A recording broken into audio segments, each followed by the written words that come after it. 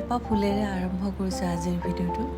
আজিয়ে ফুলিছে, ভাবিলোঁ আপোনালোকৰ লগতো শ্বেয়াৰ কৰোঁ। কিমান ধুনীয়া, কিমান মৰম লগা চাওকচোন। ভাবিলোঁ ভিডিঅ'টোত কেপচাৰ কৰি ৰাখোঁ, কাৰণ এইটো আজি ফুলিছে, আজি ৰাতিলৈহে মৰহিয়ে যাব। আৰু সেইকাৰণে মই এই ফুলটো ছিঙি আনি মোৰ পূজা ভাগত সমাপন কৰিলোঁ। তাৰপিছত লাগি গ'লোঁ এয়া মোৰ ৰন্ধা বঢ়া কামত। এয়া কেৰাহীত তেল দি কিনে পিঁয়াজ, জলকীয়া, তেজপাত এনেকৈ দি কিনে এতিয়া ৰঙচুৱা হোৱালৈকে ভাজিম।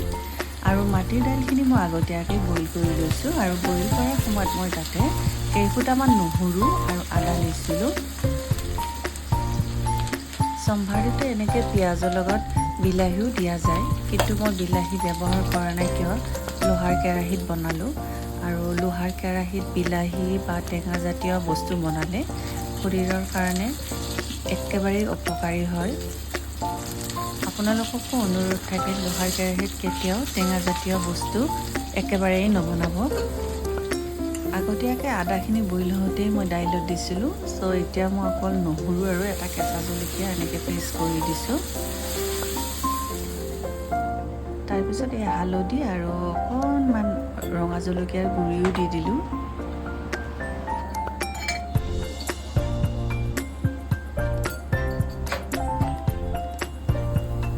জুইটো একেবাৰে কম ৰাখিব লাগিব। আৰু এয়া অকণমান ফ্ৰাই হোৱাৰ পিছতে মই বইল দাইলখিনি দি দিছোঁ।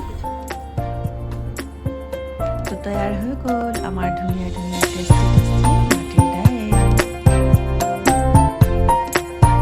এতিয়া অকণমান গৰম পানী দি দিম, কাৰণ দাইলখিনি বহুত ঘন হৈ গ'ল।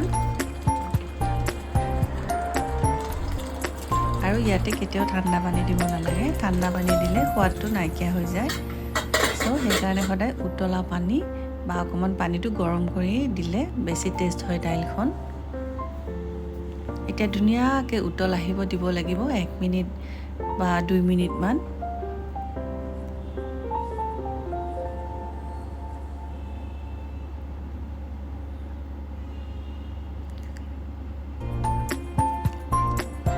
মোৰ আজি ঘৰত ধনিয়া পাত নাই।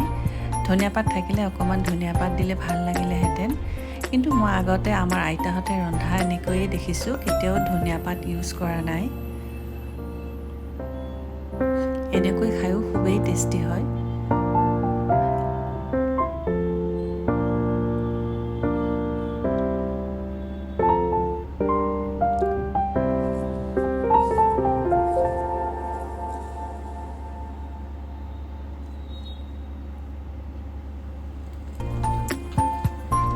এতিয়া মোৰ নমাবৰ হৈ গ'ল মোৰ দাইলখিনি।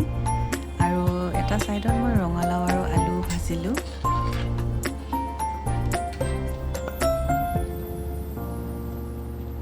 এয়া তৈয়াৰ হৈ গ'ল টেষ্টি টেষ্টি মাটিৰ দাইল।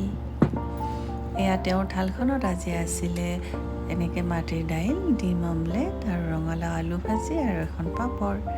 আজিৰ ভিডিঅ'টো ইমানেই। আকৌ লগ পাম নেক্সট এটি ভিডিঅ'ত। আহিছোঁ তেন্তে, ভালকৈ থাকিব, হাঁহি মুখে থাকিব। বাই।